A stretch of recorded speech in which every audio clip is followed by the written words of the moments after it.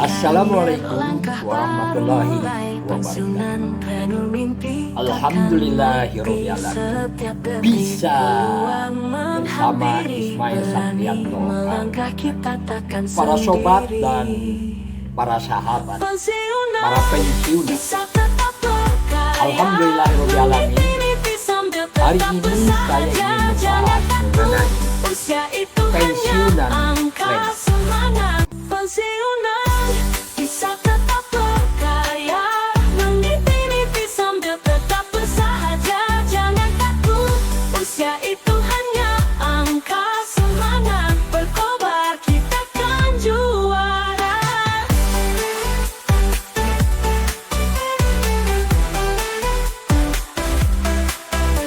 Petualangan baru siap menanti. Fokuskan hati, jangan ragu lagi. Pintu kesempatan selalu terbuka. Dengan tekad kuat rintangan sirna. Pensiunan bisa tetap berkarya, meniti-niti sambil tetap bersahaja. Jangan takut, usia itu hanya angka semangat. Berkobar kita kan juara. Materi ini adalah diperuntukkan. Satu adalah bagi para pegawai yang sedang menghadapi pensiunan. Dan yang kedua adalah para pegawai yang sudah pensiun. Supaya para pegawai yang sudah pensiun tetap eksis, menjalani kehidupan dan berguna bagi semua orang, dan menjadi manusia yang selalu bahagia bersama keluarga, anak, dan cucu-cucu serta masyarakat sekitarnya.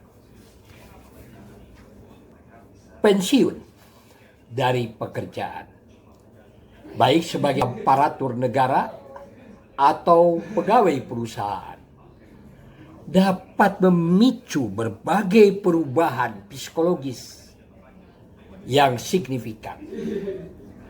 Perubahan itu beberapa di antaranya. Yang pertama, kehilangan identitas atau power syndrome. Banyak orang yang mengaitkan identitas mereka dengan pekerjaan. Pensiun dapat menyebabkan kebingungan atau krisis identitas, karena mereka mungkin merasa kehilangan peran, tujuan hidup. Kedua, kecemasan dan stres. Perubahan rutinitas dan ketidakpastian mengenai masa depan dapat menimbulkan kecemasan. Beberapa pensiunan mungkin khawatir tentang keuangan dan kesehatan mereka. Yang ketiga, kesepian. Tanpa interaksi sehari-hari dengan rekan kerja, pensiunan bisa merasa terasing atau kesepian. Hubungan sosial yang kurang berdampak negatif pada kesehatan mental.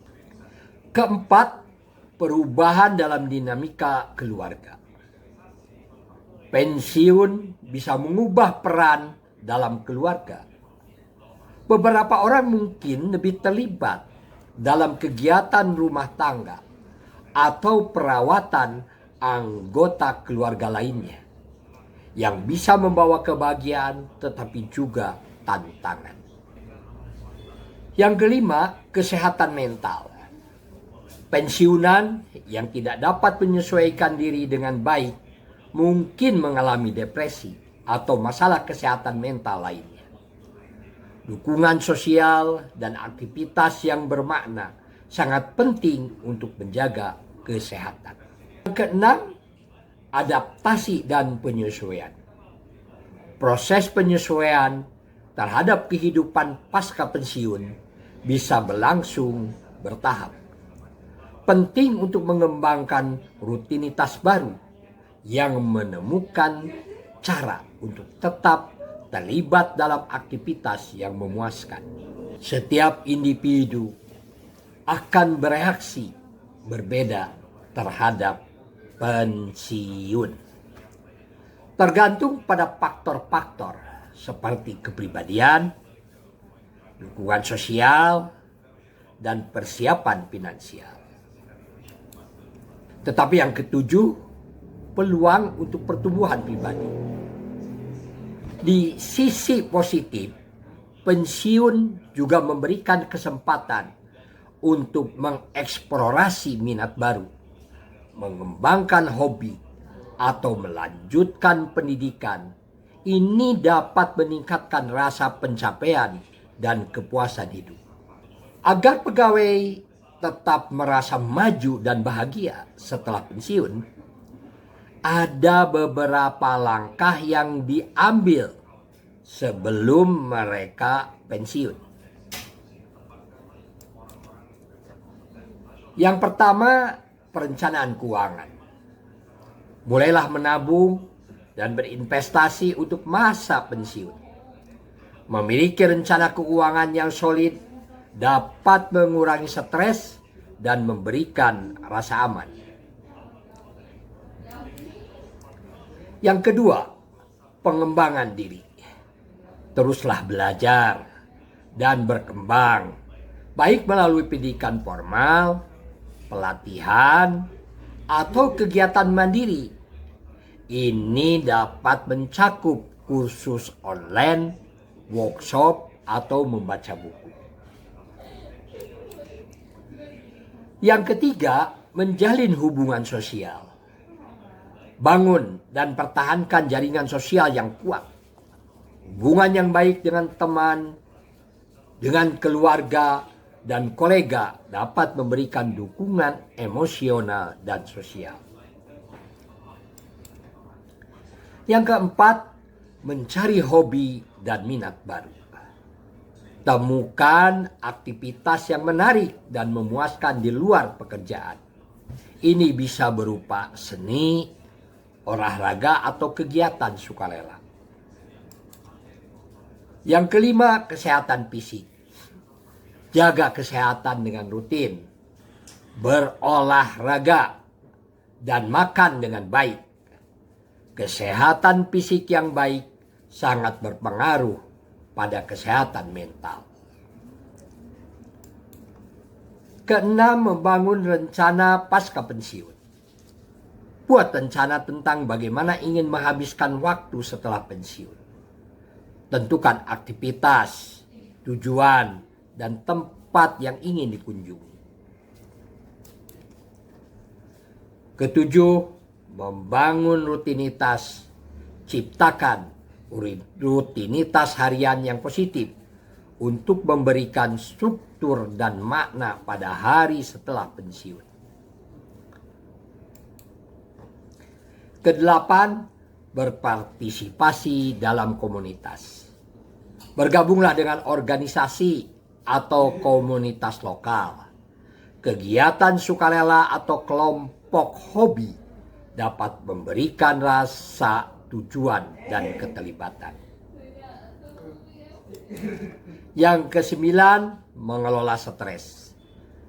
Pelajari teknik manajemen stres seperti sholat khusyuk bagi umat Islam, meditasi atau yoga, atau aktivitas lainnya untuk membantu menghadapi transisi dengan lebih baik. Kesepuluh, refleksi dan tujuan hidup. Luangkan waktu untuk merenungkan tujuan hidup dan apa yang ingin dicapai setelah pensiun. Menetapkan tujuan baru dapat memberikan motivasi dan arah. Dengan mempersiapkan diri secara menyeluruh, pegawai dapat menghadapi masa pensiun dengan lebih percaya diri dan bahagia. Persiapan pegawai yang akan pensiun dan yang sudah menjadi pensiunan. Terutama yang belum memiliki perusahaan atau aktivitas, atau terjun di dunia wirausaha. Persiapan pegawai yang akan pensiun dan pensiunan yang belum memiliki perusahaan atau terjun di dunia wirausaha. Yang pertama, persiapan mental. Belajarlah dari para pensiunan yang telah sukses menjadi pengusaha. Adalah langkah yang sangat berharga. Pengalaman mereka bisa menjadi panduan dalam menghadapi tantangan wirausaha. Diskusikan pengalaman mereka, tantangan yang dihadapi, dan strategi yang digunakan untuk mengatasinya. Wawasan ini dapat memberikan motivasi dan membangun mental yang kuat untuk berwirausaha. Yang kedua adalah mengetahui potensi diri. Identifikasi kekuatan diri, hobi, dan keterampilan yang dimiliki. Memulai dari hobi atau bidang yang dikuasai membuat seseorang lebih bersemangat dan termotivasi dalam menjalankan usaha. Pengalaman sebagai pegawai dan keterampilan yang telah diperoleh pada waktu dia bekerja dapat membantu menentukan bidang bisnis yang ingin ditekuni, serta sehingga tidak perlu memulai dari nol. Ketiga, inventarisasi bisnis yang sama. Lakukan riset mendalam tentang bisnis yang serupa yang ingin kita ciptakan. Memahami pasar dan strategi yang efektif sangat penting untuk keberhasilan usaha. Berinteraksi dengan pelaku usaha lain dan pertimbangkan bergabung dengan asosiasi bisnis. Jalin hubungan kerjasama yang lebih mendalam untuk membuka peluang kolaborasi di masa depan. Keempat, menentukan tindakan ke depan.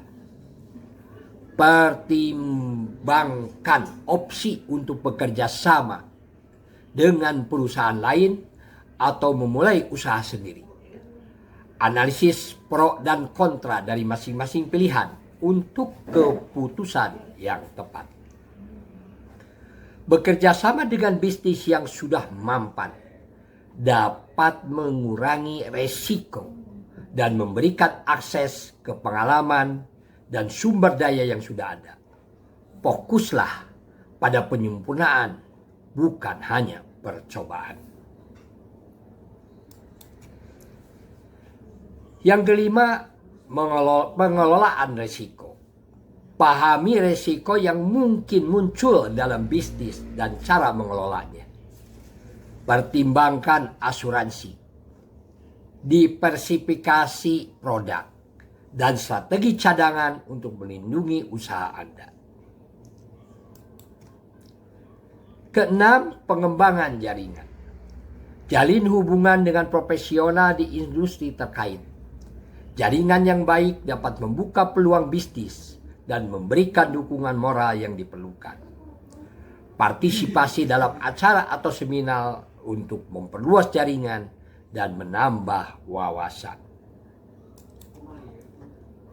Ketujuh, evaluasi dan adaptasi. Siapkan diri untuk mengevaluasi hasil usaha secara berkala. Fleksibilitas dan kemampuan beradaptasi dengan perubahan pasar sangat penting untuk keberlanjutan bisnis. Teruslah belajar dari pengalaman dan terbuka terhadap inovasi serta perubahan yang mungkin diperlukan. Mari kita sekarang memahami mengenai bagaimana proses bisnis. Terutama yang pertama adalah bagaimana waktu dalam proses bisnis, dan kedua bagaimana kita memulai bisnis. Mari bersama melangkah Majelis Bangsa. Di kota Garut cahaya kita menyala. Kajian Al-Quran 2 ayat suci kita ulas. Ismail Satrianto mengajak kita mendekat. Saya ingin menerangkan bagaimana cara membuat perusahaan. Bagaimana cara kalian menjadi pengusaha. Menjadi pengusaha itu pahit ya. Menjadi pengusaha itu tidak seperti yang dibayangkan oleh para motivator. Begitu.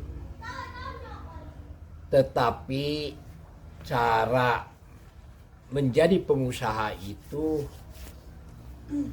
yang pertama kita harus mengetahui proses. Bagaimana nih cara menjadi pengusaha itu prosesnya?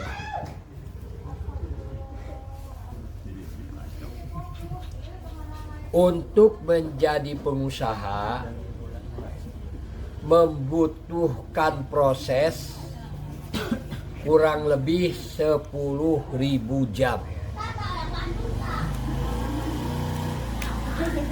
Ini prosesnya, 10.000 jam itu harus dilalui. Jadi 10.000 jam harus dilalui dari nol, dari memulai usaha dalam satu bidang usaha sampai 6 bulan. Itu biasanya cash flow-nya min. Yang kedua, dari 6 bulan sampai 1 tahun biasanya pendapatan sudah didapat tetapi tidak sesuai dengan kinerja yang kita lakukan. Bekerja, tetapi pendapatannya tidak sesuai antara hasil dengan usaha yang kita lakukan. Lalu dari 1 tahun biasanya sudah banyak para pengusaha yang bubar, para pengusaha yang berhenti.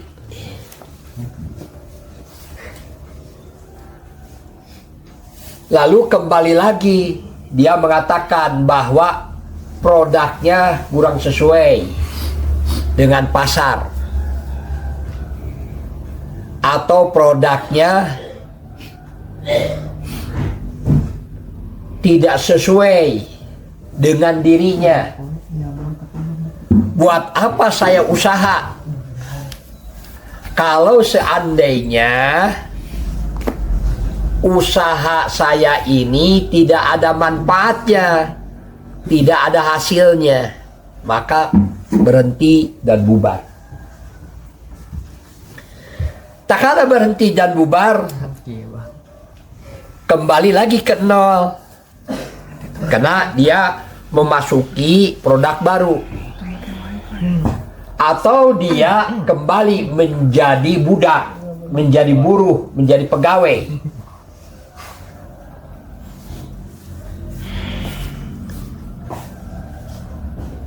Kalau dia memaksakan diri, meskipun pendapatan kurang,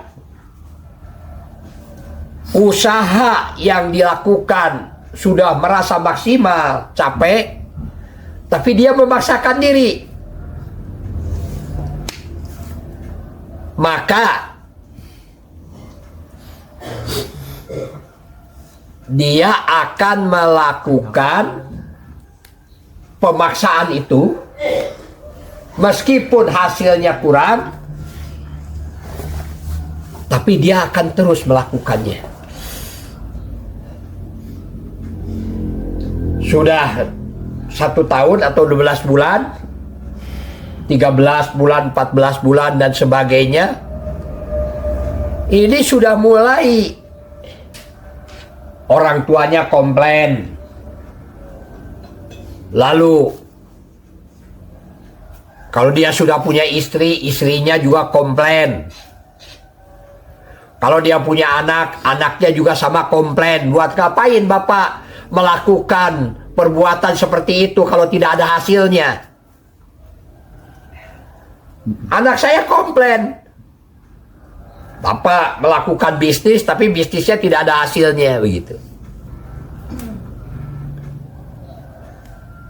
Disinir-sinir sama keluarga, disinir-sinir sama anak.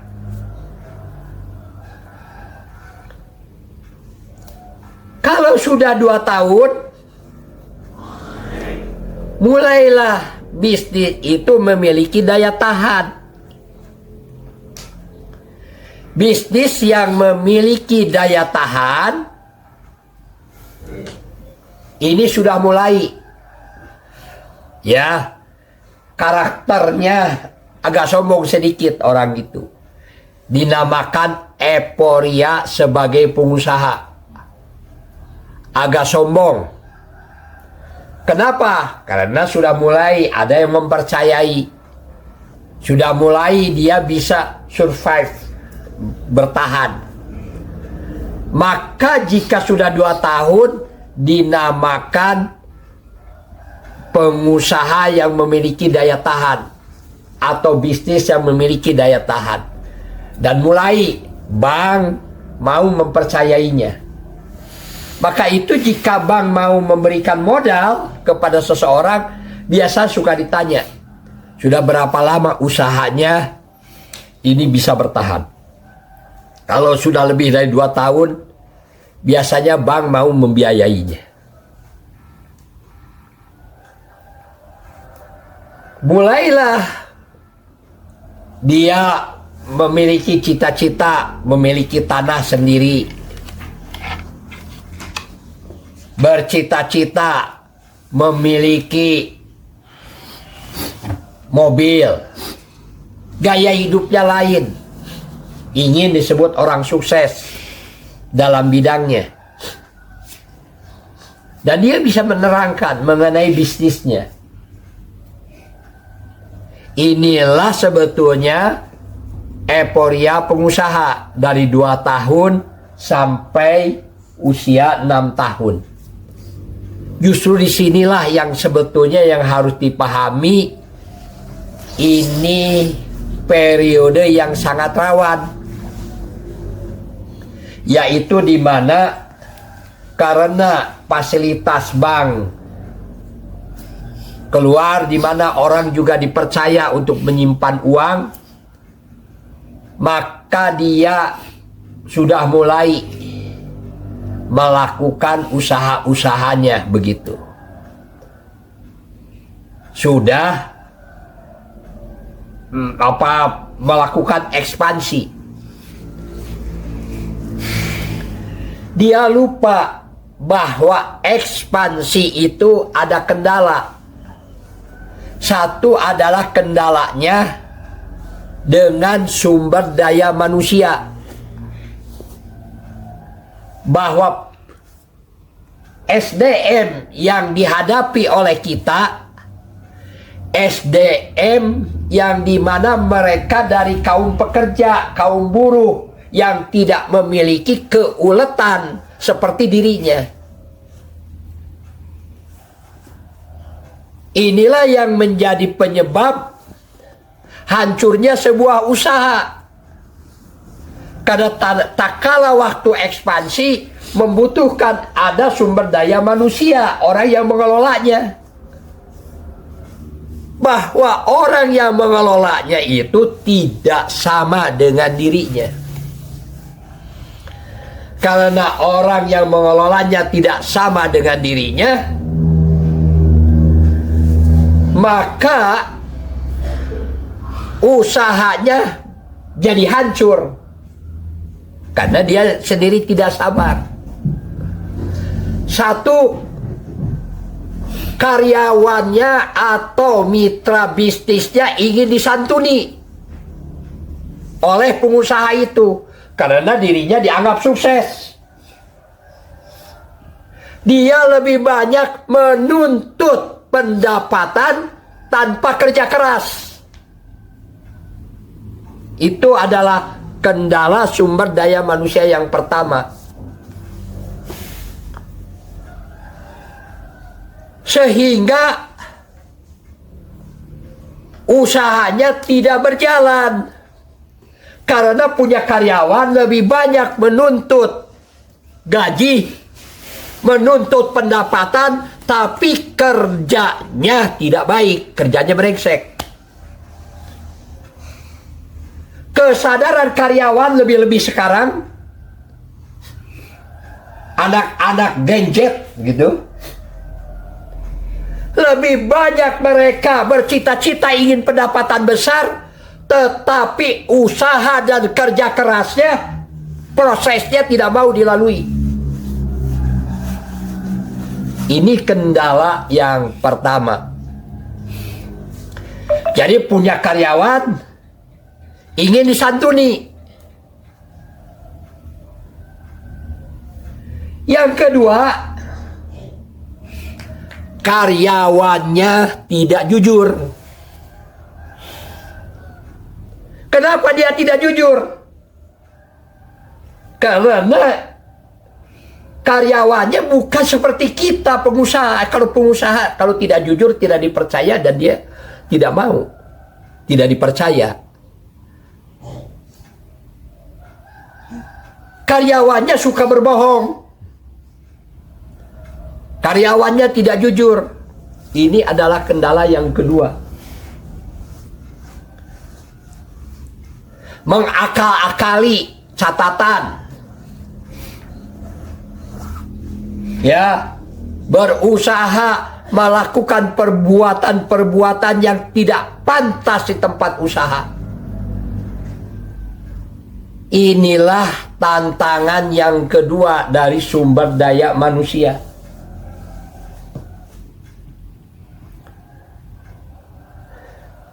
Bahwa karyawan kita ini adalah orang yang bukan berpengalaman, karena kita baru usaha. Beda dengan perusahaan yang sudah besar. Perusahaan yang sudah besar, orang datang diseleksi sesuai dengan kriteria. Gajinya meskipun belum bisa menghasilkan karya yang baik, tetapi biasanya berani perusahaan itu untuk membackup-nya, untuk memberikan insentif meskipun kerjaannya belum benar. Tapi minimal masuknya melalui seleksi yang ketat. Karena dia sudah dipercaya. Kalau orang sudah dipercaya, perusahaan sudah dipercaya, orang datang, maka seleksi sesuai dengan kebutuhan kerja yang dibutuhkan, sesuai dengan profesional. Dan rata-rata perusahaan mau mengerjakan orang yang sudah memiliki pengalaman kerja yang baik. Kalau pekerjaannya pindah-pindah, cuma 2 bulan, 3 bulan, 4 bulan, 8 bulan sudah berhenti, ini pasti ini pegawai brengsek, pegawai yang nggak bener.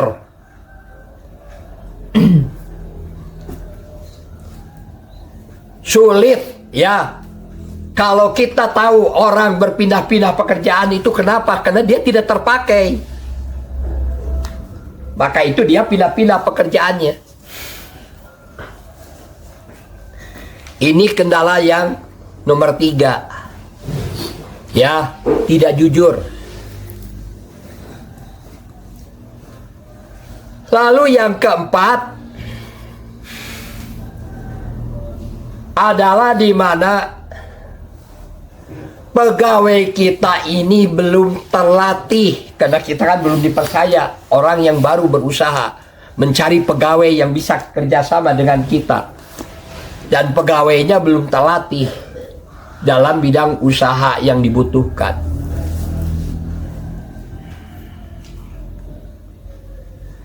Inilah yang jadi kendala tak kala kita mengadakan ekspansi. Ternyata kendala dari pegawai itu yang menjadi masalah. Yang kedua adalah dia harus membayar keuntungan kepada investor, bisa dari bank atau daripada pribadi, yang harus dipenuhi. Maka inilah masa rawan dan mengakibatkan menjadi bangkrut usahanya itu.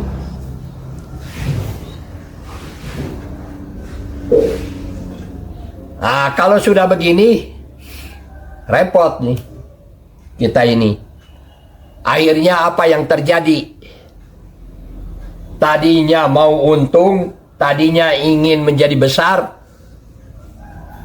keluarga sendiri jadi korban. Istri cerai karena istrinya menuntut pendapatan. Kalau dia tidak diberi nafkah, dia tidak mau. Maka lebih baik bercerai. Anak-anaknya juga menuntut. Masa orang kerja, katanya bapak kerja, hasilnya tidak ada. Maka inilah masa yang paling rawan di dalam membangun perusahaan, yaitu antara 2 tahun sampai 6 tahun kena gaya hidup. Pengusaha lupa bahwa investor datang, kepercayaan datang, namun kadangkala ada kendala-kendala, baik kendala pada dirinya maupun kendala pada perusahaannya maupun kendala pada keluarganya. Maka disinilah perlu ada mentor, yang dimana yang mengarahkan si pengusaha itu supaya bisa jalan dengan normal, begitu usahanya itu. Jatuh bangun menjadi pengusaha, kadang-kadang kehilangan aset, kehilangan sertifikat tanah, kehilangan harta istri, karena terpaksa, tidak ada pilihan. Maka itu setelah ini, kalau tidak kuat, pengusaha itu frustasi dalam perceraiannya itu, ditinggal sama istri, ditinggal sama anak, bisa gila. Kesatu, yang kedua bisa bunuh diri.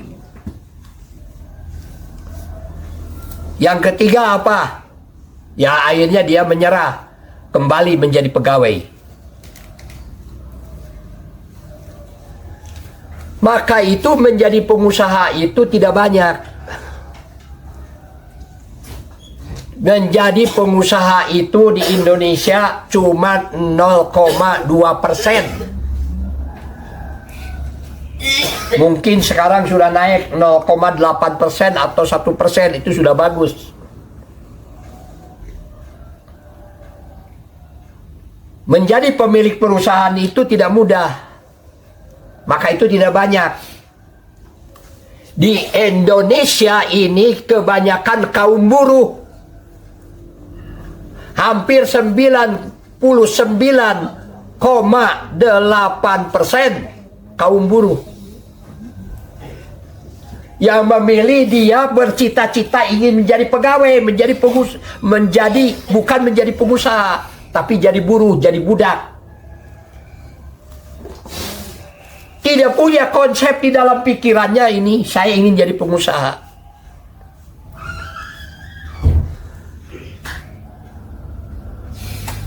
Inilah PR bagi orang-orang yang tinggal di rumah Pak Ismail. Dilatih melihat langsung mentornya. Bagaimana berhadapan dengan karyawannya. Tinggal di rumah Pak Ismail. Ada acara, ada kegiatan. Tidak pernah dia memberitahu, tidak punya etika. Jadi karyawan itu kadang-kadang tidak punya etika. Berhenti atau apa, dia berusaha untuk ada aktivitas, ada kegiatan. Harusnya ya etikanya kan memberitahu kepada pemilik perusahaannya bahwa saya ada kegiatan ini, tidak lalu menghilang gitu.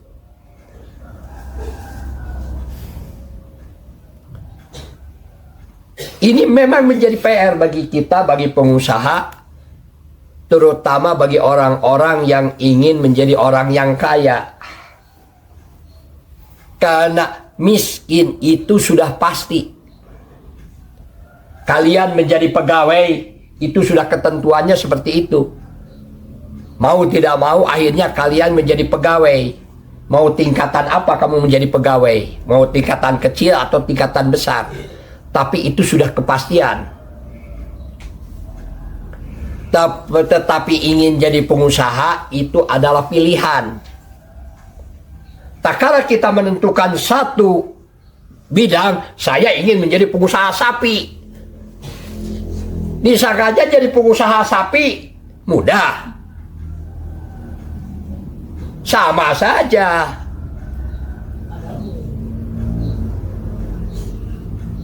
Ada kendala-kendala yang di mana kendala-kendala itu adalah letaknya pada sumber daya manusia dan kepada bagaimana dia harus membayar utang kepada investor. Jadi kesulitan pengusaha itu hanya dua sebetulnya. Mengelola sumber daya manusia dan lancar membayar utang. Karena lancar membayar utang adalah menyangkut dengan kepercayaan. Jadi pengusaha itu adalah bisa dilakukan oleh siapa saja. Mau pengacara, mau dokter, mau guru, mau kepala sekolah, mau direktur, gitu ya.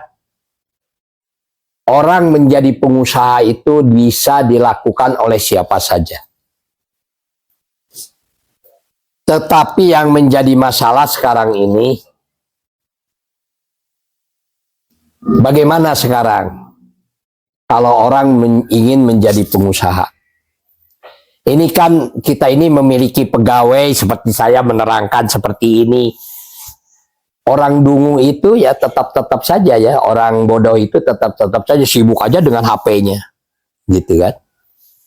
Padahal ini sesuatu yang harusnya diperhatikan, tapi dia tidak sadar. Meskipun ditegur oleh saya, seperti disinir-sinir begini, ya seperti itu kan sudah dipastikan orang seperti itu tidak akan pernah terpakai itu, terbiasa seperti itu, tidak menghargai orang bicara begitu. Bagaimana dia mau terpakai nanti? Ini memang kendala dalam sumber daya manusia. Ya, kendala pada sumber daya manusia bukannya bertanya, tetapi dia asik saja dengan dirinya. Lalu bagaimana nasib orang seperti ini? Sudah terlihat oleh kita dia itu tidak terpakai. Ya, ngomongnya tara begitu. Konsentrasi nanti terus saya ngajakeun. Sebetulnya jelema yang begini itu harus diusir dari tempat pekerjaan itu. Karena dia tidak berguna. Karena dia tinggal di rumah Pak Ismail, tidak seperti itu. Tidak diusir. Kenapa? Karena memang saya berusaha menjadikan kalian ini menjadi para pengusaha. Minimal kalau kalian tidak menjadi pengusaha, menjadi pegawai yang terpakai saja. Ini sudah lumayan. Jangan sampai kemiskinan kamu itu dipelihara oleh diri kamu sendiri.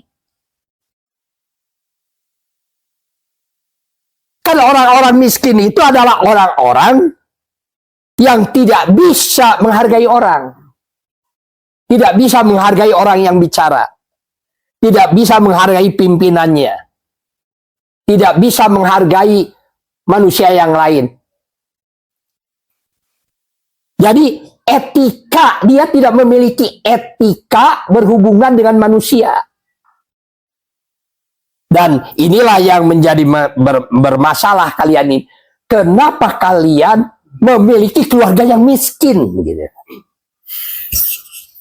Keluarga yang tidak berkembang. Karena intinya adalah kalian terlihat oleh saya tidak menghargai orang yang sedang bicara. Tidak konsentrasi gitu. Jadi miskin itu sudah pasti.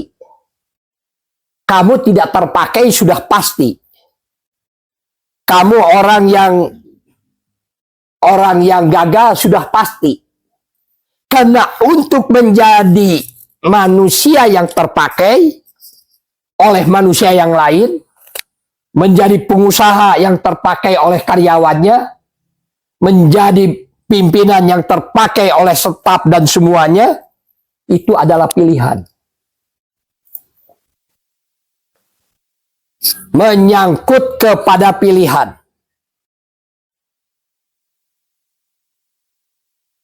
Ini adalah PR bagi kalian.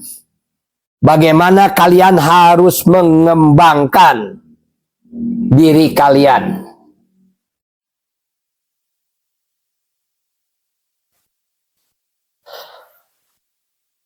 Tadi dikatakan bahwa proses waktu yang dijalani itu adalah dari 0 sampai 6 bulan cash flow-nya min. Dari 6 bulan sampai 1 tahun sudah ada pendapatan, tetapi hasilnya masih tidak sebanding antara kinerja dengan pendapatan. Sudah 1 tahun sampai 2 tahun, meskipun tidak sesuai dengan pendapatan, tetapi dia memaksakan diri. Karena tidak ada pilihan. Maka setelah 2 tahun ke sana, itu mulailah dia menjadi orang yang memiliki daya tahan sebagai pengusaha. Baru proses pertama, 2 tahun pertama itu punya daya tahan.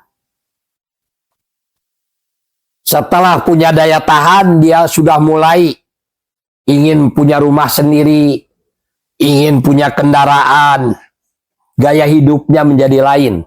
Karena dia punya uang. Uangnya dari mana?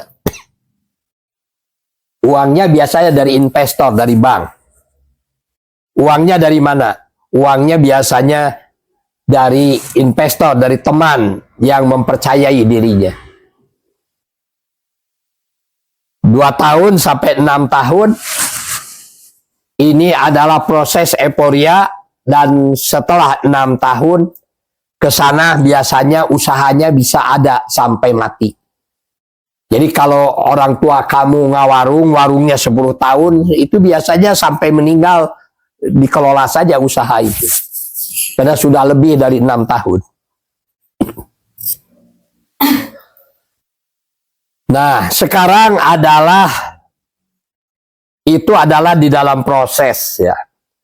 Sekarang bagaimana sekarang orang mau berusaha? Biasanya orang berusaha, bagi para pegawai yang keluar dari usahanya, dia punya uang. Para pensiunan, ya, dia punya uang.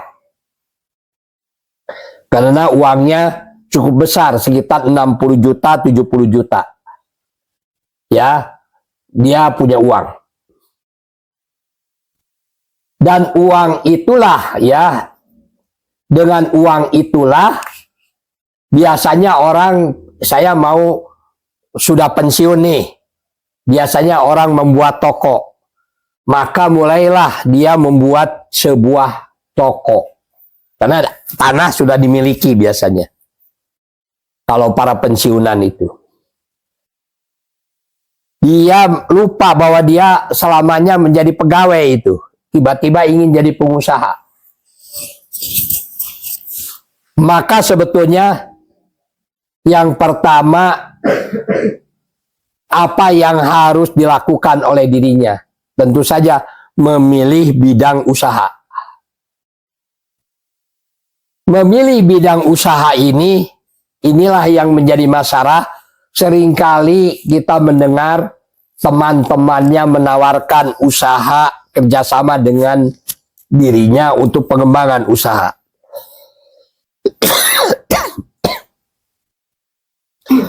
Maka yang pertama, jika orang sekarang mau usaha,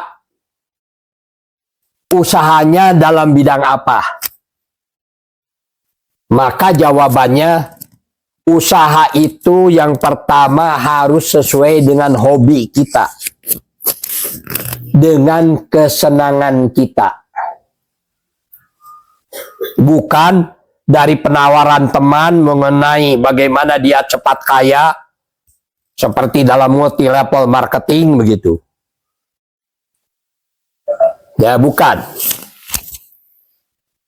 Tetapi harus dimulai dari passion yang ada di dalam diri. Potensi yang ada dalam diri, kesenangan yang ada dalam diri sendiri, yang cocok usaha apa yang sesuai dengan diri, adalah sesuai dengan hobi dan kesenangan. Nah, kalau kita ini punya senang olahraga, ya sebaiknya usahanya dalam bidang olahraga. Kalau kita senang mancing, ya usahanya di dalam bidang mancing. Kalau kita senang memasak, ya kita usahanya dalam bidang kuliner. Gitu. Kalau kita senang berpakaian rapi dan sebagainya, berarti kita usahanya dalam bidang pakaian. Jadi usahakan sebuah produk yang kita miliki itu yang hendak diluncurkan, dijual oleh kita ini, yang pertama sesuai dengan hobi kita, sesuai dengan kekuatan yang ada dalam diri kita. Bagi orang yang sudah bekerja di luar yang bekerja sebagai pegawai, diusahakan saja dengan pekerjaan yang ada di kantornya. Di kantornya itu dia biasa memegang apa? Dia berusaha dalam bidang apa? Jadi yang ada hubungannya, usahanya dengan yang ada di kantornya. Kalau dia senang memfotokopi gitu, senang menggandakan, ya usahanya dalam bidang itu. Fotokopi, usaha penggandaan begitu. Jadi usahakan yang sesuai dengan di kantornya. Jadi yang pertama adalah sesuaikan dengan hobi atau kesenangan. Hobi atau kesenangan.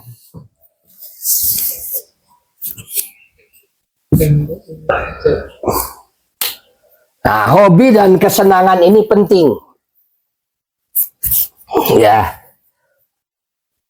Kalau orang senang konten kreator, pegang laptop, senang ini, ya hobi. Usahanya dalam bidang itu saja. Jadi dalam bidang konten kreator. Ya, kalau orang senang itu, ya usahakan dalam bidang itu saja. Sampai akhirnya orang percaya kepada dirinya, orang meminta tolong untuk membuat promosi, begitu.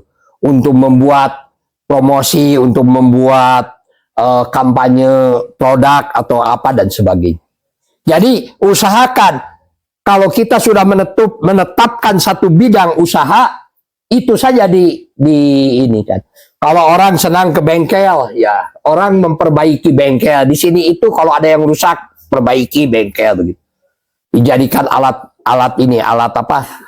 percobaan begitu dan sebagainya. Sehingga kalau orang senang mencukur, kalau dulu kita ini sudah ada mesin cukur ya. Maka setiap orang dicukurin gitu semua. Akhirnya jadi juga tukang cukur ya. Sudah ada 3 orang yang jadi tukang cukur begitu. Dan memang sengaja ininya membeli alat cukur begitu. Membeli alat cukur itu memang selain untuk pelatihan, kalian menjadi pengusaha supaya kalian membiasakan diri sesuai dengan fashionnya. Tahu-tahu mesin cukurnya hilang lagi. Karena orangnya jorok, disimpan di belakang, begitu sudah nyukur, tidak pernah lagi dibereskan dan sebagainya. Ya ini akhirnya yang keluar dari rumah Pak Ismail, ada sekitar 4 orang yang jadi tukang cukur ya. Bisnisnya jadi tukang cukur. Memang dia sarjana, tapi sarjana kan sarjana tukang cukur. Sampai meskipun sudah jadi sarjana, tetap saja cukurnya menjadi pendapatan untuk keluarganya. Ya lumayan lah begitu ya, untuk menambah pendapatan begitu. Tetapi itu menjadi pokok, dan karena sudah lama begitu dilakukan oleh dirinya, dan akhirnya ya terus saja ya kehidupannya dari tukang cukur itu. Jadi inilah yang harus kalian lakukan. Yang pertama adalah dari hobi dan vision. Yang kedua apa? Syarat yang kedua kalian menjadi pengusaha itu senang menawarkan. Jadi orang-orang yang senang menawarkan produk, senang menawarkan laundry gitu ya. Kalau dia ke kampus, dia tidak sekedar hanya ke kampus, tapi dia menawarkan laundry kepada teman-temannya. Kalau di teman-temannya ada bed cover, ada selimut, ada karpet, ada hordeng, ada sepatu cat yang mesti dicuci begitu. Dia tawarkan dirinya untuk mengambil cucian dari kampus. Lalu dia juga berusaha untuk berangkat ke dosennya. Setiap dosen, setiap hari, setiap ke kampus, dosennya diberi formulir untuk kalau di rumahnya ada ada cucian, ada bed cover, ada selimut begitu. Inilah sebetulnya orang-orang yang akan menjadi orang kaya itu. Jadi orang-orang yang akan kaya, orang-orang yang akan dipastikan bahwa dia hidupnya tidak susah begitu, yang dimana hidupnya kalau ketemu sama orang pasti ada yang ditawarkan. Jadi kalau ketemu sama orang itu ada penawaran. Maka itu kalau ada orang yang datang ke rumah Pak Ismail, datang ke sini, orang itu melakukan penawaran, dia sudah pasti bahwa orang ini bukan orang sembarangan. Kenapa? Karena kebiasaan hidup menjadi seorang yang melakukan penawaran itu sudah pasti orang itu akan ekonominya stabil. Ekonominya tidak akan susah. Jadi kalau bertanya kepada saya, Pak Ismail, apa yang membuat orang bisa menjadi kaya, bertambah kaya? Sebenarnya tidak ada pekerjaan yang lebih baik dalam kehidupan ini selain penawaran. Jadi senang orang melakukan penawaran, dari bangun tidur sampai tidur kembali, orang tidak berhenti melakukan penawaran, itu sudah dipastikan orang itu akan sejahtera hidupnya. Dipastikan orang itu akan hidupnya akan bagus lah, tidak akan susah gitu.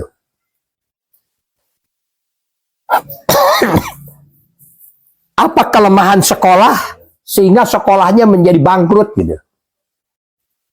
Karena sekolah jadi bangkrut, satu pimpinannya tidak pernah melakukan segala sesuatu yang ada di sekolahnya itu menjadi penawaran. Ada aktivitas, ada kegiatan. Harusnya sebuah aktivitas di sekolah, kegiatan yang ada di sekolah itu semuanya selalu dipromosikan. Meskipun sederhana, seolah-olah besar, bahwa inilah sekolah kami yang luar biasa begitu. Padahal di orang lain juga sebetulnya sama, ada yang seperti itu. Tetapi karena jiwanya pemasaran, ini diperkenalkan kepada publik, sehingga publik mengetahui kebaikan-kebaikan di sekolah itu, sampai kebaikan-kebaikan kecil itu dipromosikan. Maka kalau di sana ada orang yang senang melakukan penawaran mengenai sekolahnya tiada henti, sudah dipastikan sekolah itu akan berkembang bagus. Lebih-lebih kepala sekolahnya berhasil menjadikan semua gurunya itu senang melakukan penawaran. Setiap siswa di kelas di posting, lagi ngobrol di kelas, di posting, semua. Setiap hari itu selalu ada yang dipromosikan, ada yang diposting ke publik. Sudah dipastikan sekolah itu akan berkembang. Tetapi sekolah yang buruk karena dikelola oleh para buruh, para pegawai. Buruk itu. Kenapa? Karena tidak ada jiwa melakukan penawaran. Kalian menjadi guru, guru itu ada guru yang selalu senang melakukan penawaran, ada guru yang tidak senang melakukan penawaran. Maka guru yang baik adalah guru yang senang melakukan penawaran. Maka akan terus diberitakan ke sana kemari menjadi promosi bagi sekolahnya. Tapi kalau hanya sekedar penumpang, jadi datang ke tempat itu dia jadi penumpang. Seperti orang naik angkot gitu, jadi penumpang. Seperti di rumah Pak Ismail di sini, jadi penumpang di rumah Pak Ismail. Hanya ngilu dahar, ngilu sare, ngilu gawe. Ngilu dahar, ngilu gawe, etate tidak berguna orang ini. Ya, dan itu tidak disadari. Pagawean maraneh teh teka pake. Lalu luka pake nu kumaha. Luka pake teh pagawean maneh diposting. Sok pamilemkeun. Lalu dipilem pagawean anak teh. Setelah dipilem pekerjaannya, lalu diberitakan kepada yang lain mengenai pekerjaan dirinya. Sehingga keberadaan kamu di sini menjadi orang yang menambah plus. Bapak tinggal di bagian nyuci. Dicuci itu di film. Suruh ini nih, Ibrahim memfilm. Dari mulai ini dimasukkan ke TikTok. Dimasukkan, ya itu orang kan melihat bagaimana kesungguh-sungguhan orang itu. Dan secara tidak disadari akan senang orang kepada Bapak. Akan senang kita ini kepada kita. Kenapa? Karena kita memang sungguh-sungguh melakukan pekerjaan itu. Jadi ada penumpang. Siapa penumpang itu? Penumpang itu guru yang jadi penumpang. Orang yang hanya sekedar mengajar. Setelah mengajar pulang. Itu penumpang. Itu tidak ada manfaatnya guru seperti itu. Guru yang baik adalah orang yang datang ke sekolah. Dia punya jiwa pemasaran. Ada saja yang ditawarkan. Dia membuat produk di sekolahnya. Ada buktinya. Lalu di-share. Diberitakan kepada yang lain bahwa di sekolah ini ada yang seperti ini. Sehingga apa? Sehingga menjadi penawaran bagi siapa saja yang ada di tempat itu. Jadi mari kita ini tidak menjadi penumpang di dunia ini. Mari kita ini menjadi orang yang bermanfaat di dunia ini. Lalu yang menjadi pertanyaan, pekerjaan apa yang terbaik bagi kita ini? Yang terbaik pekerjaan kita ini adalah dari mulai bangun tidur sampai tidur kembali, kita ini harus senang melakukan penawaran. Kalau ini sudah dilakukan, sudah selesai sebetulnya. Karena semua itu akhirnya akan berkembang dengan sendirinya. Produksinya akan berkembang, administrasinya akan berkembang, manajemennya, rumahnya, dan sebagainya akan berkembang. Kenapa? Karena selalu kita ini ada karakter kesenangan melakukan penawaran, itulah pekerjaan yang terbaik dalam diri kita. Apapun kehebatan kamu, kamu bisa membuat apapun, kamu memiliki keterampilan apapun. Tapi kalau kamu tidak pernah menawarkan pada orang lain, tidak pernah kamu ini menawarkan pada Ibu Yuli begitu. Kamu ingin jadi guru taman kanak-kanak, tapi tidak pernah kamu menawarkan kepada Ibu Yuli untuk mengelola anak gitu. Yang ada di sini. Padahal kalau mengelola anak yang ada di sini serius dibayar juga oleh Ibu Yuli. Tapi karena tidak punya jiwa pemasaran, inginnya hanya dilayani orang, inginnya hanya disantuni orang, ya tidak bisa. Orang akan berkembang. Orang seperti itu. Jadi apa pekerjaan yang terbaik? Melakukan penawaran. Jadi yang pertama adalah tadi mulailah kita dari hobi. Mulailah dari hobi. Mulailah dari kesenangan. Yang kedua adalah mulailah kita ini dari punya jiwa melakukan senang penawaran. Dari mulai bangun tidur sampai tidur lagi, kita ini harus melakukan penawaran. Lalu yang ketiga adalah kita harus memiliki kantor dan membenahi kantor dan menata kantor. Kalau kita kesadaran kita bahwa saya sudah ngantor, saya memiliki kantor, saya memiliki tempat usaha, dan tempat usahanya mulai ditata, mulai dibersihkan, mulai diperindah, itulah penawaran yang terbaik. Jadi kalau kalian datang ke tempat Pak Ismail, setiap hari kalian ini tidak pernah menata kantor, tidak pernah membereskan kantor, kalian hanya sampah dan membuang sampah. Karena kalian tidak memiliki jiwa untuk menata kantor ini. Tidak memiliki jiwa untuk membereskan kantor ini. Jadilah kalian orang yang senang mengelola kantor, menata kantor, menyimpan segala sesuatu pada tempatnya, indah, sehingga kantor kita menjadi kantor yang dipercaya dan terpercaya, karena terlihat keseriusannya. Tapi kalau hanya sekedar numpang hirup, numpang sare, tidak pernah menata kantor, ngapain kamu tinggal di tempat saya?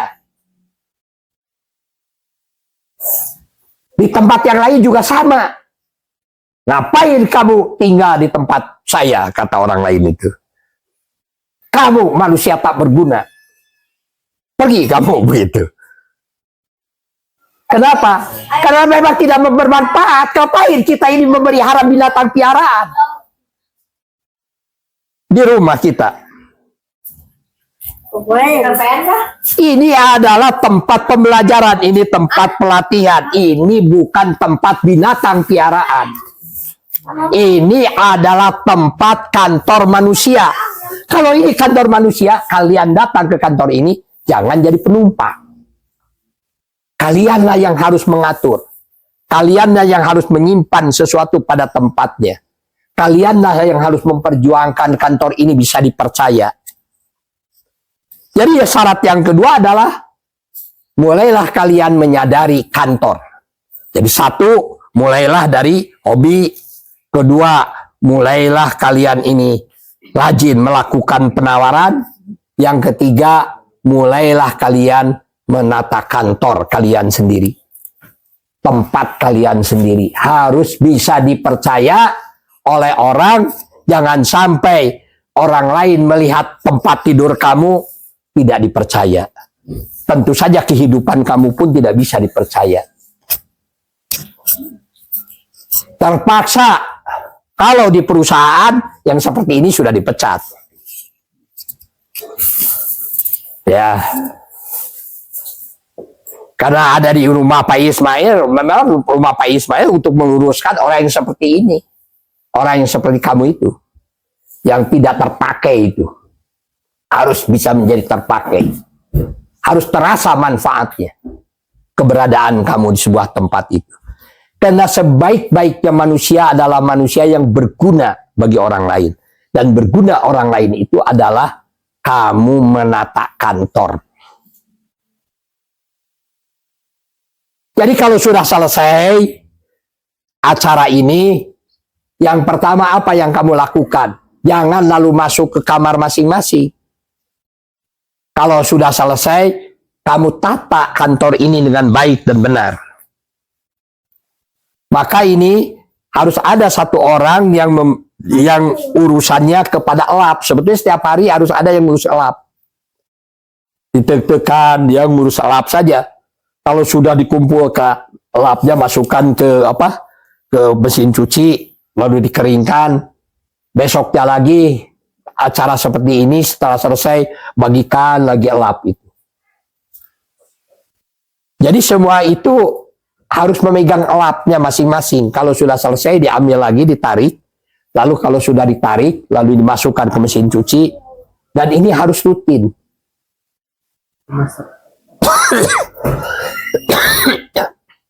Kalau orang sudah jarang ngelapan, orang tidak akan punya kecintaan.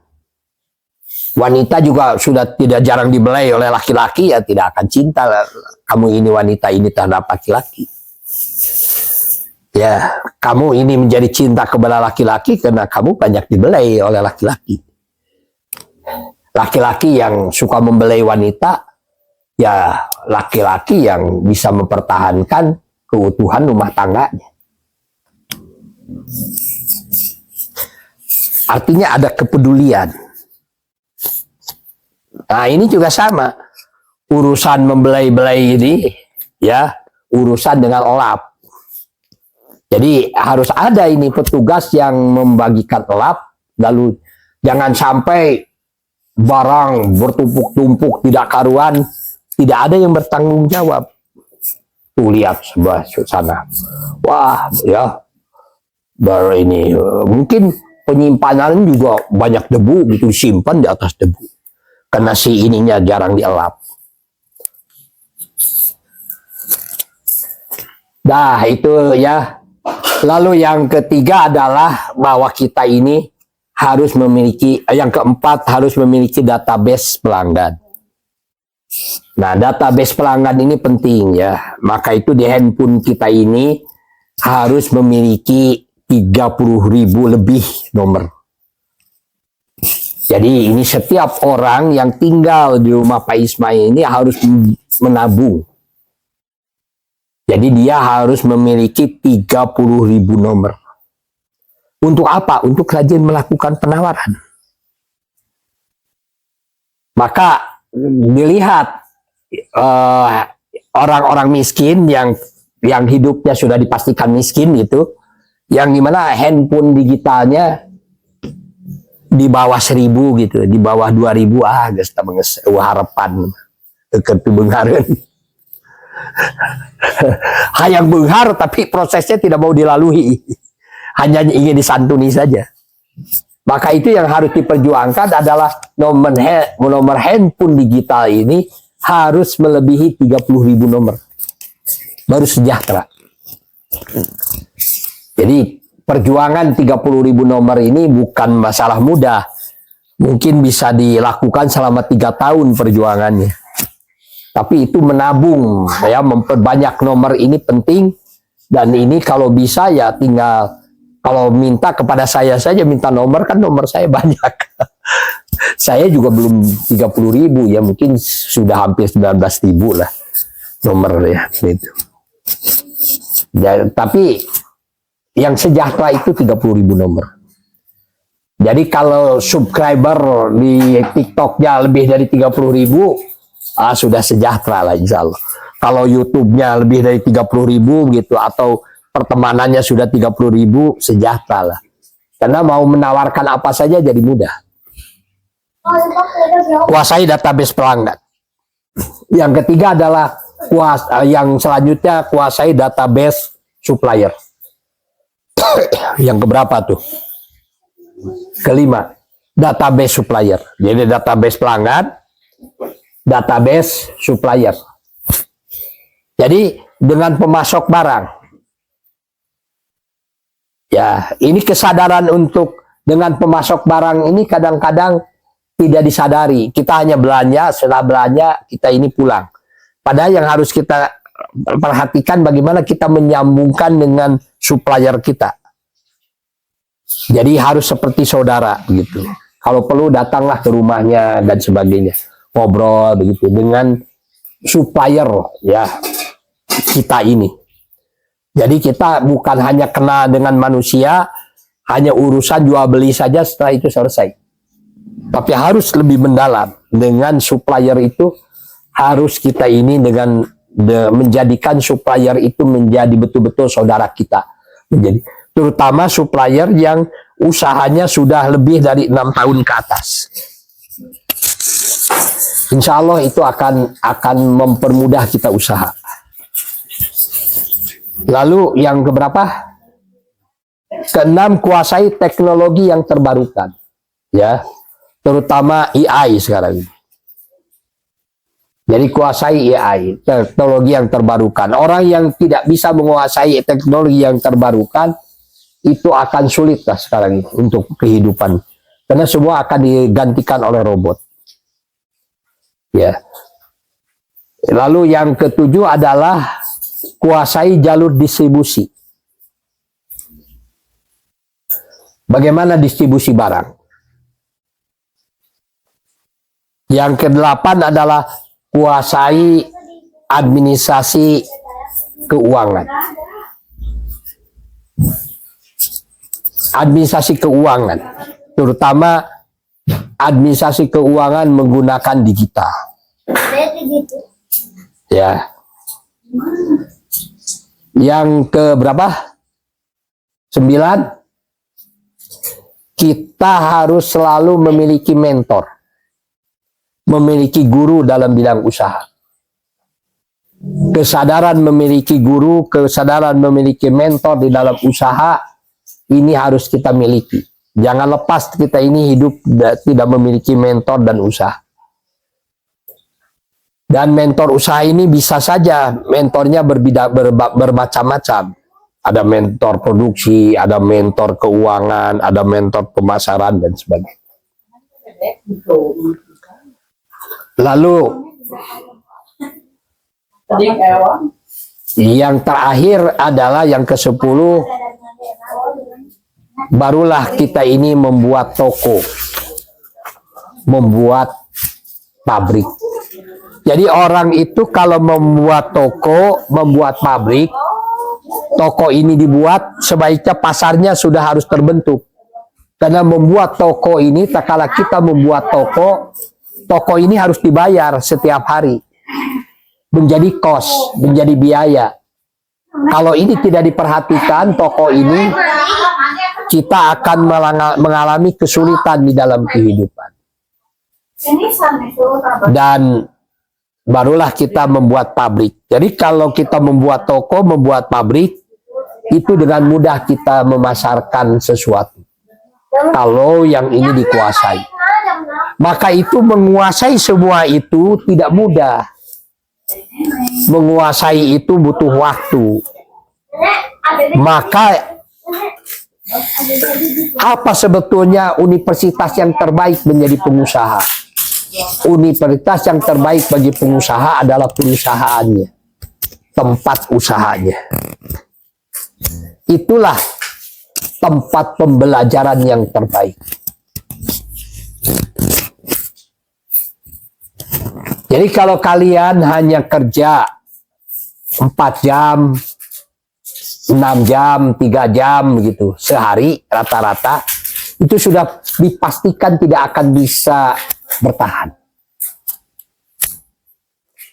Kalian harus mampu bekerja 8 jam lebih. Siapa-siapa orang yang bisa rutin terbiasa bekerja 8 jam lebih dan itu produktif, tinggal dimanapun, tinggal dengan siapapun, berada dimanapun, insya Allah kalian akan terpakai. Tetapi kalau kalian ternyata kurang dari 6 jam kerja setiap hari, itu takdirnya sudah diketahui. Jadi masa depan manusia itu sudah dipahami dan sudah diketahui bahwa kemiskinan itu akan terjadi, kesulitan hidup itu akan terjadi. Siapapun orangnya, kita harus biasa kinerja kita ini adalah lebih dari 8 jam. Sebetulnya dalam agama Islam ini 24 jam. Karena dalam agama Islam ini orang yang suka sholat ini diperingatkan oleh waktu sholat. Dari sudah mulai subuh sudah mengatakan, aku hadapkan wajahku hanya kepada yang membuat langit dan bumi, dengan meninggalkan apa-apa yang tidak mengatasnamakan nama Allah. Ini sholatku, ini pekerjaanku, ini hidupku, ini matiku hanya untuk Allah. Memelihara pengatur sekalian alam. Mudah-mudahan kami termasuk orang yang bersahadat. Artinya apa? Seorang muslim itu sudah dipastikan hidupnya menjadi orang yang bermanfaat dan berguna bagi orang lain. Kenapa? Karena dibatasi, disadarkan oleh waktu sholat. Dari mulai kita ini subuh sudah Allahu Akbar, mendengar adzan, sudah dikumandangkan. Mari menuju kemenangan. Mari menuju kemenangan. Hayya alal falah, hayya alal falah. Begitu ya. Sudah terus dikumandangkan. Yang memiliki kesadaran sebagai seorang muslim, dari mulai adzan begitu, lalu orang sholat sampai kepada salam begitu. Wah, luar biasa. Ini sistem yang luar biasa. Itu saja ya. Bisa bersama Ismail Satrianto Angga Praja. Mudah-mudahan pemahaman ini bisa dipahami oleh kalian semua. Sebenarnya mah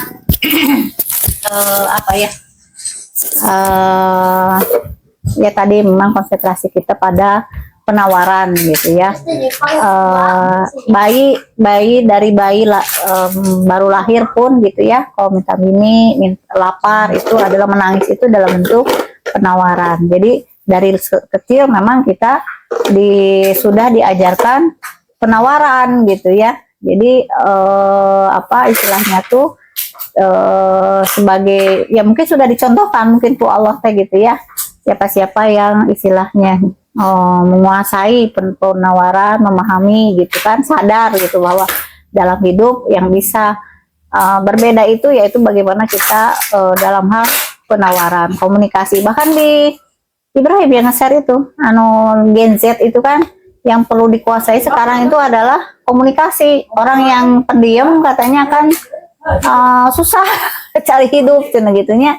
Ibu baca seperti itu. Jadi komunikasi itu menjadi peran yang sangat penting gitu ya.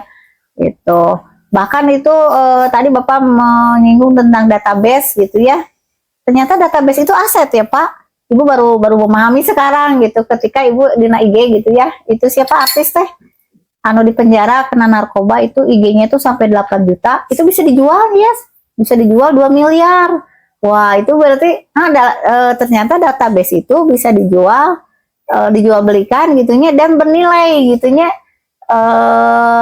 Nyentuh kudu orang misalkan bangunan atau misalkan punya modal duit juga, kalau untuk usaha minimal kita mengumpulkan database juga ya. Itu ternyata orang bisa punya modal gitu.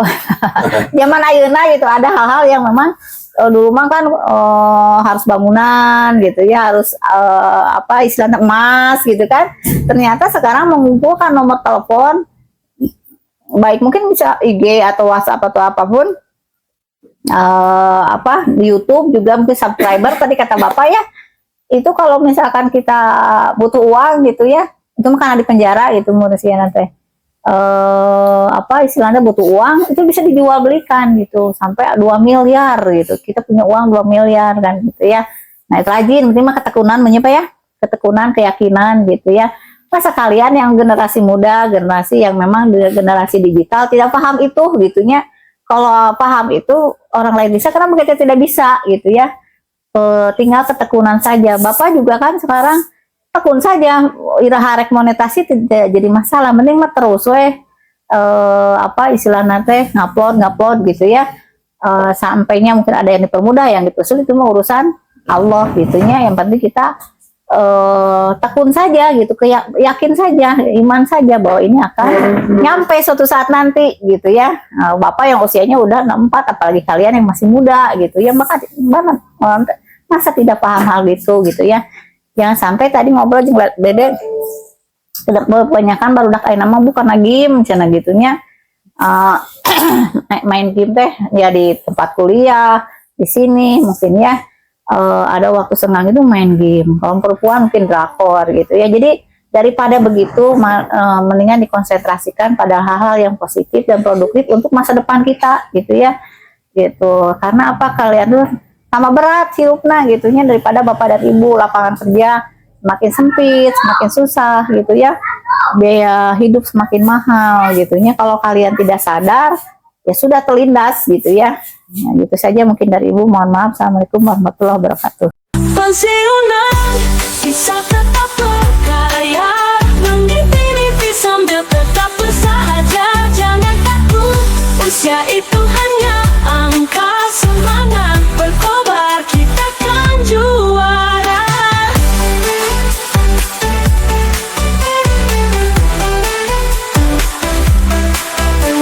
Petualangan baru siap menanti, fokuskan hati, jangan ragu lagi. Pintu kesempatan selalu terbuka, dengan tekad kuat rintangan sirna. Pensiunan bisa tetap berkarya, mimpi sambil tetap bersahaja. Jangan takut, usia itu hanya angka, semangat berkobar, kita kan juara.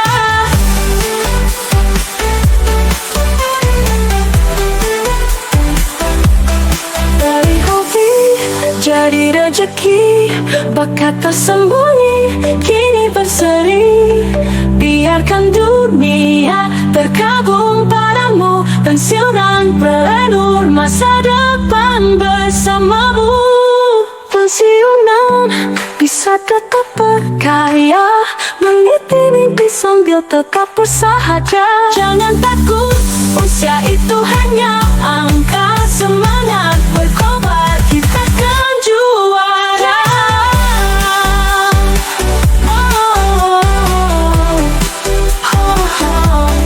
Juara.